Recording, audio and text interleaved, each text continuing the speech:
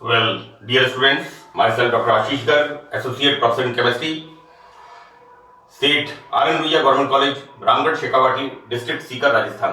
बच्चों, BSc part second organic chemistry, ये 27th lecture है and this is ethers and epoxides. Last lecture है 27th। मैंने derivative of carboxylic acids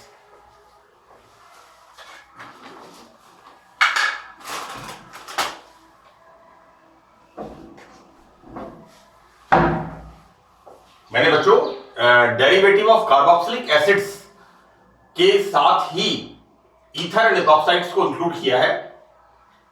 यहां पर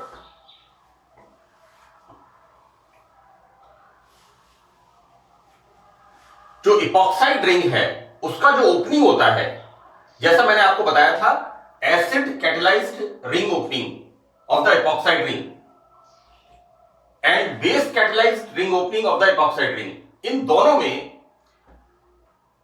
जब रिंग ओपनिंग होती है तो ओरिएंटेशन क्या होगा इसका, ये एक इंपॉर्टेंट चीज है।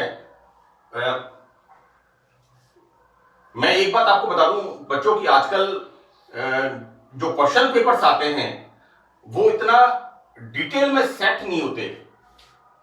ये टॉपिक आपके सिलेबस में इंक्लूड है और ये बड़ा इंपॉर्टेंट टॉपिक है, stereochemical aspect of the orientation. It's a very very important thing. लेकिन आज से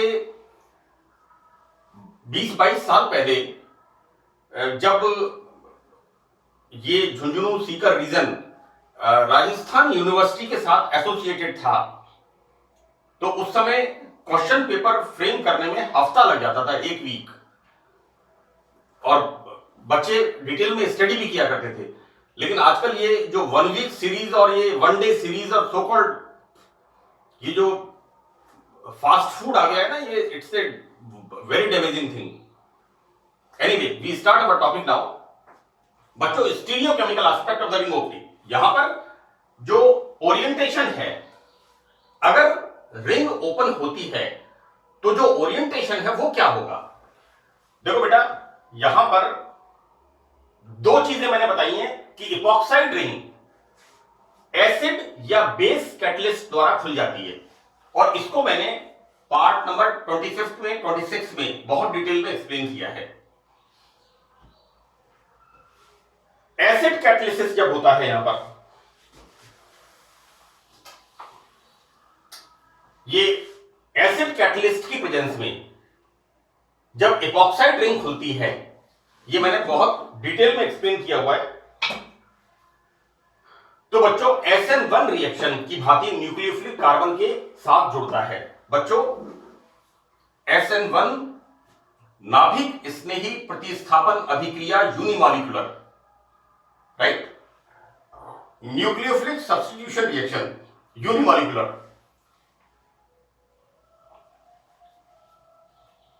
और यहां पर होता यह कि जिस सब्स्टिट्यूएंट के ऊपर, जिस कार्बन पर, this is the wrong thing, जिस कार्बन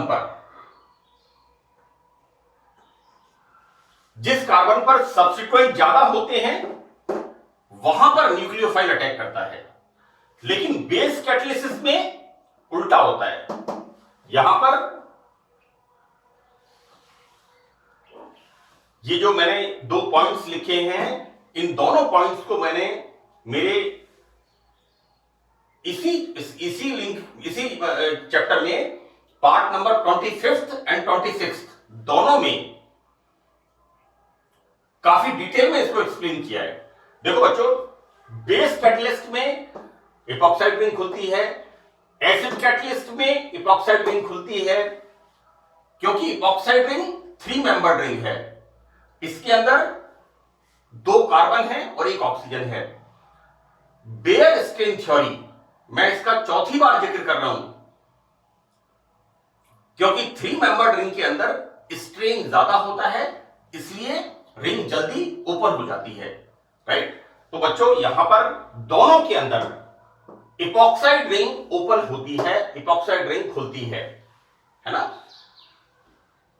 लेकिन बेस कैटलिस्ट में क्या बताया था मैंने आपको कि SN2 reaction, this is bimolecular nucleophilic substitution reaction, और न्यूक्लियोफाइल का अटैक उस कार्बन पर होता है जिस पर सब्स्टिट्यूएंट्स की संख्या ज्यादा होती है। बच्चों ये बहुत इंपॉर्टेंट पॉइंट है दोनों का, acid catalyst and base catalyst.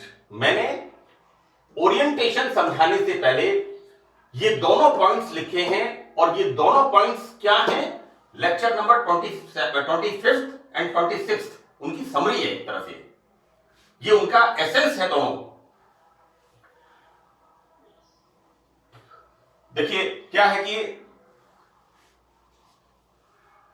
ये एक एग्जांपल हमने लिया है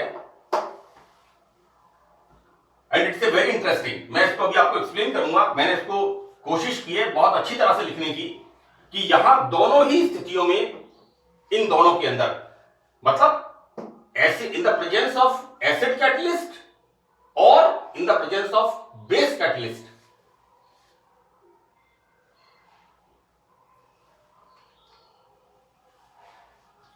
इन दोनों स्थितियों में इपॉक्साइड अणु में कार्बन एटम पर न्यूक्लियोफाइल का अटैक इपॉक्साइड रिंग के विपरीत दिशा में होता है। अतः कार्बन के ओरिएंटेशन का इन्वर्जन हो जाता है। बच्चों यहां पर जो ओरिएंटेशन होता है उसमें प्रतिपन्न होता है, राइट। इन्वर्जन का मतलब हुआ पहले वाला अगर क्लॉकवाइज था तो दूसरा वाला जो हमें उत्पाद मिलता है वो एंटी क्लॉकवाइज होता है। ओरिएंटेशन का इन्वर्जन, प्रतिपन्न, ये जो प्रतिपन्न इन्वर्जन है ये आपने बीएससी पार्ट फर्स्ट में स्टीरियोकेमिस्ट्री में काफी डिटेल में इसका आपने अध्ययन किया है। जबकि इपॉक्साइड रिंग के दूसरे कार्बन एटम में ओरिएंटेशन वो ही रहता है क्योंकि वहां पर बॉन्ड टूटता ही नहीं है। मैंने इसका एग्जांपल दिया है, देखिए बेटा, कि 1,2 इपॉक्सी 1 मिथाइल साइक्लोहेक्सेन C। देखो बेटा, ये 1 मिथाइल हमने नंबरिंग यहां से स्टार्ट किया है, राइट, क्योंकि यहां पर सब्स्टिट्यूएंट है। दिस इज 1,2, जो इपॉक्सी हमारी रिंग बन रही है वो 1,2, बिकॉज यहां पर सब्स्टिट्यूएंट मिथाइल ग्रुप है number 1। So this is 1,2 epoxy 1 methyl cyclohexane. यहां पर इपॉक्सी रिंग का एसिड कैटलिस्ट द्वारा खुलना निम्न प्रकार समझा सकते हैं। बच्चों ये बेसिकली ये स्टार्ट हो गया हमारा।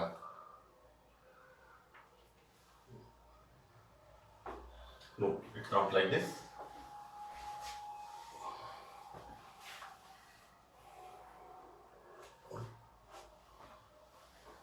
ये हमें अब इसको रिएक्शन को पढ़ना है, ठीक है ना। और एक बात मैं आपको बता दूं कि ये जो बता रहे हैं कि रिंग का खुलना निम्न प्रकार समझाते हैं, इसके बाद आपको इसको लिखना है, राइट। और यहां पर ये जो मैंने लिखा है ये डबल स्टार बना के, ये आपको यहां पर नोट करना है इसको। क्योंकि यहां पर जगह थोड़ा बच रही थी इसलिए मैंने इसको यहां पर नोट किया है। तो बेटा होता क्या है कि 1,2 इपॉक्सी 1 मिथाइल साइक्लोहेक्सेन, ये जो कंपाउंड है बच्चों C 1,2 इपॉक्सी, यहां पर ये बॉन्डिंग है, यहां पर दिस इज 1 मिथाइल साइक्लोहेक्सेन। इसके अंदर हम एसिड कैटलिस्ट से, we are taking acid here, हम रिंग ओपनिंग को समझाते हैं, राइट। तो क्या होता है यहां पर दो रास्ते हैं। एक तो तरीका यह है कि ये न्यूक्लियोफाइल, बच्चों हम क्या पढ़ रहे हैं, हम यहां पर क्या पढ़ रहे हैं, SN1 एंड SN2, राइट। तो यहां पर जब C मैंने लिखा है यहां पर बच्चों एसिड कैटलिस्ट, इसके अंदर इपॉक्सी रिंग का opening in the presence of acid catalyst. अब देखो पॉसिबिलिटी हम देखते हैं इसके अंदर कि देखो बेटा, एक तो स्टेप ये है और एक स्टेप ये वाला है। क्योंकि हम यहां पर इस बात को एक्सप्लेन कर रहे हैं कि ये जो रिंग ओपनिंग हो रही है, ये क्या क्या पॉसिबिलिटीज हैं। तो पहली पॉसिबिलिटी हम देखते हैं फर्स्ट। तो बच्चों फर्स्ट पॉसिबिलिटी क्या है कि ये जो न्यूक्लियोफाइल है ये यहां पर अटैक करे, देखिए यहां पर, राइट। अब लेकिन अगर ये यहां पर अटैक करता है तो ऐसी स्थिति में क्या होता है, this carbonium ion, see this is the primary carbonium ion. मैंने बताया था इस बात को कि primary carbonium ion is less stable then secondary carbonium ion. अगर बच्चों यहां से ये रिंग ब्रेक होती है, टूटती है, देखो बेटा न्यूक्लियोफाइल का अटैक, हम पहली पॉसिबिलिटी कि यदि न्यूक्लियोफाइल का अटैक यहां पर होता है, बहुत अच्छा इसका ये मैंने कोशिश की लिखने की, यदि there are two type of possibilities कि 1,2 इपॉक्सी 1 मिथाइल साइक्लोहेक्सेन का जब हम एसिड कैटलिस्ट के साथ रिंग ओपनिंग करते हैं, ये रिंग तोड़ते हैं हम इसको, आगे देखिए रिंग टूटी हुई है ना, वलय जब खुलती है तो यहां पर जब न्यूक्लियोफाइल इधर अटैक करता है तो देखो बेटा सबसे पहले तो मैंने आपको बताया था प्रोटोनेशन ऑफ इपॉक्साइड रिंग। तो देखो यहां पर ये H+ it comes here, right. When it comes here तो बच्चों ऑब्वियसली ये इधर जाएगा, ये जब इधर जाएगा तो ये कार्बन प्लस होगा, मैंने यहां प्लस का निशान लगाया है, this carbon is plus, okay. Now this nucleophile will attack here. लेकिन यहां पर मैंने लिखा है ये जो कार्बन है बच्चों, ये वाला, ये जो मैंने लिखा है less stable carbonium, and why it is less stable, ये कम स्थायी क्यों होता है, this is the primary carbonium, right. So that cross यहां पर रिएक्शन नहीं होगी, no reaction, it's very clear. Now the second way, दूसरा हमारे पास क्या ऑप्शन है, दूसरा तरीका, दूसरी पॉसिबिलिटी कि रिएक्शन हो रही है, तो सेकंड पॉसिबिलिटी क्या है कि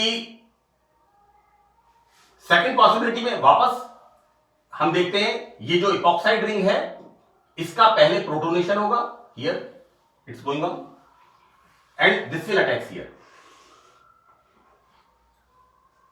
ये जो हमारा क्या है, दिस इज द न्यूक्लियोफाइल। जैसा हम कह रहे हैं कि रिएक्शन एसिड कैटलिस्ट में SN1 एंड बेस कैटलिस्ट में SN2, राइट। तो यहां पर न्यूक्लियोफाइल का अटैक, अब हम क्या देखते हैं, पहले हमने क्या किया था, न्यूक्लियोफाइल का अटैक इस जगह पर, राइट। और जब यहां पर अटैक होगा तो क्या बेटा क्या हो रहा है कि प्रोटोनेशन ऑफ द ऑक्सीजन, जो इपॉक्साइड रिंग का ऑक्सीजन है उसका प्रोटोनेशन होगा, ऑक्सीजन को plus charge, these electron shifted here, right. लेकिन हमें प्रोडक्ट नहीं मिलता, right, there is no possibility. यहां पर सेकंड ऑप्शन क्या हो रहा है, first of all protonation of the ring like this, and the second thing ये न्यूक्लियोफाइल यहां पर अटैक करता है like this, it will attack here, fine. अब देखो बेटा एक इंटरेस्टिंग चीज क्या है कि ये कार्बन, दिस कार्बन, मैंने यहां पॉजिटिव चार्ज लगाया बच्चों, और ये कार्बन क्या हो रहा है यहां पर, सराउंडेड बाय 1 2 3, राइट। तो this is the tertiary carbon and the tertiary carbonium ion is more stable.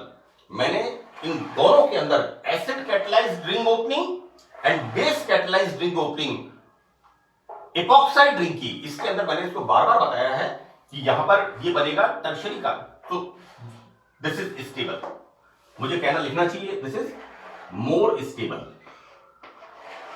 I am using here less stable, but here this carbonium ion is more stable, clear, this is the tertiary carbonium ion.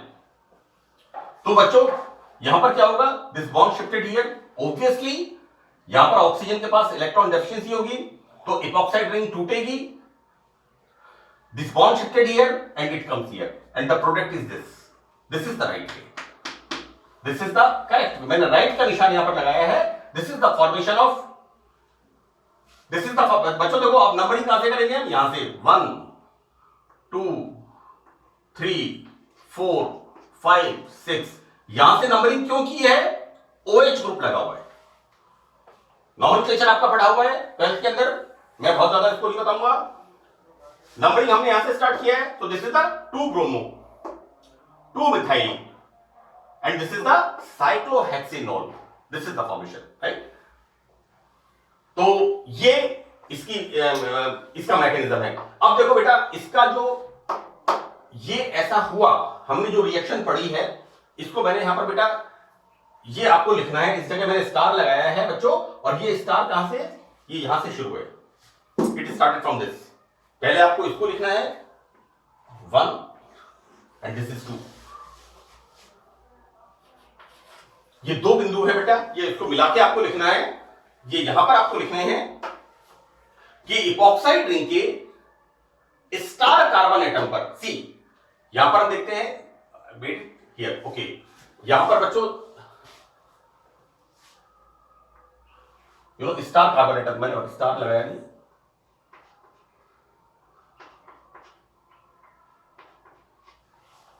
Epoxide ring के star carbon atom पर nucleophile Br- back side से attack कर रहा है,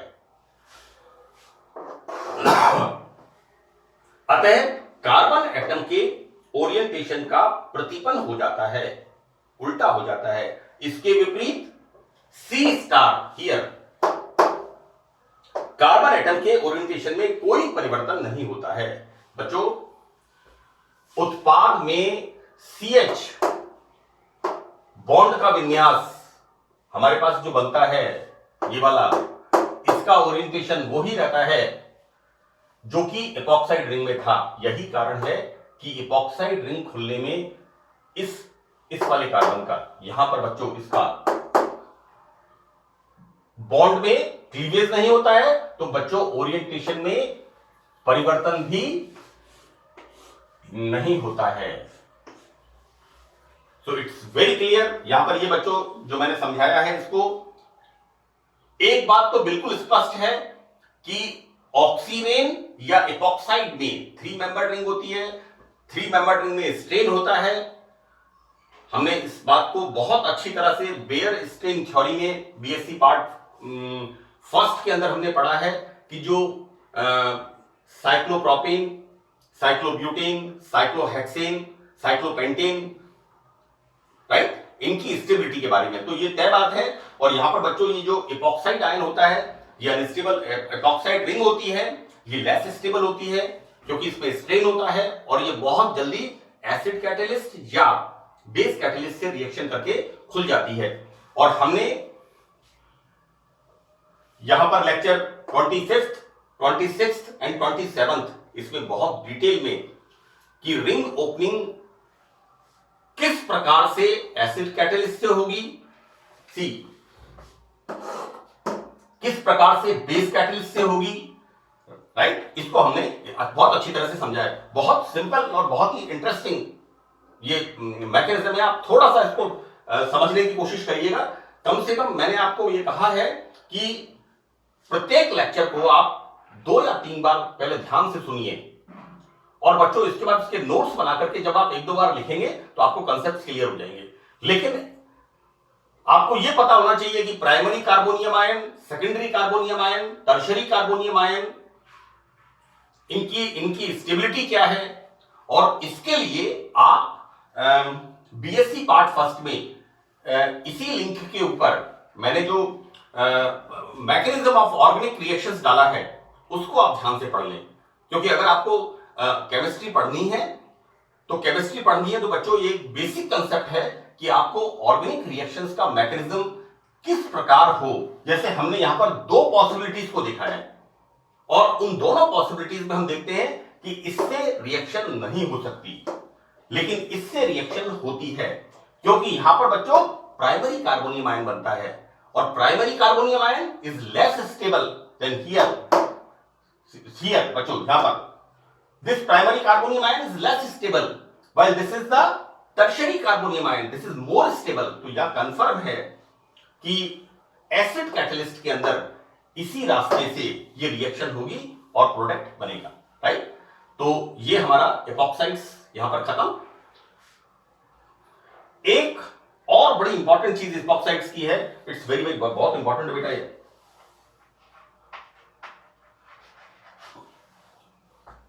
बहुत important reaction है बच्चों कि जहां भी ऑर्गेनोमेटेलिक कंपाउंड्स आ जाते हैं तो रिएक्शंस बहुत इंपॉर्टेंट, क्योंकि ऑर्गेनोमेटेलिक कंपाउंड से विभिन्न प्रकार के केमिकल्स का सिंथेसिस होता है। तो बच्चों एपॉक्साइड के साथ ऑर्गेनोमेटेलिक कंपाउंड्स की रिएक्शन, बच्चों ऑर्गेनोमेटेलिक कंपाउंड्स इनका सबसे इंपॉर्टेंट पॉइंट ये होता है कि कार्बन अपने से कम विद्युत ऋणी धातु के साथ बॉन्ड बनाता है, राइट। और हम हमेशा क्या देखते हैं, carbon is negative, metal is positive. बहुत इंपॉर्टेंट चीज है कि यहां पर जो बॉन्ड बनता है वो बॉन्ड बनता है metal carbon bond, that is MC, metal carbon MC bond.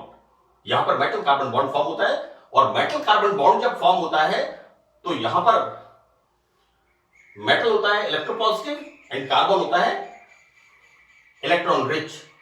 It will act as a nucleophile, right. तो बच्चों देखो epoxide Grignard reagents organolithium compound के साथ प्राइमरी अल्कोहल देता है। हम क्या रिएक्शन देखते हैं यहां पर, this is the phenyl magnesium bromide, इसकी रिएक्शन इसके साथ। यहां पर क्या होगा, ये क्या है बच्चों, सिमेट्रिकल एल्कीन्स, सममित एल्कीन। यहां पर देखो बेटा दिस इज द असममित एल्कीन, मैंने दोनों का लिखा है यहां पर, और सेम रिएक्शन इसके साथ होती है। जैसे ये रिएक्शन मैंने लिखी है, बिल्कुल सिमिलर रिएक्शन ऑर्गेनोलिथियम कंपाउंड के साथ एपॉक्साइड्स की होती है। तो क्या होता है यहां पर कि this bond shifted here, right. When this bond shifted here then this will attack here because this is the electropositive, right, and it comes here. See ये फिनाइल ग्रुप यहां पर आ गया और ये मैग्नीशियम इस पर आ गया। इसका जब हाइड्रोलाइसिस होता है then the formation of primary alcohol, right. बिल्कुल क्लियर मैकेनिज्म है। अब बच्चों यहां पर हम देखते क्या है कि ग्रिग्नार्ड रिएजेंट में जब हम मिथाइल ग्रुप असममित एल्कीन्स की बात करते हैं तो बच्चों यहां पर ये जो फिनाइल ग्रुप होता है ये कहां पर अटैक करता है, जो कार्बन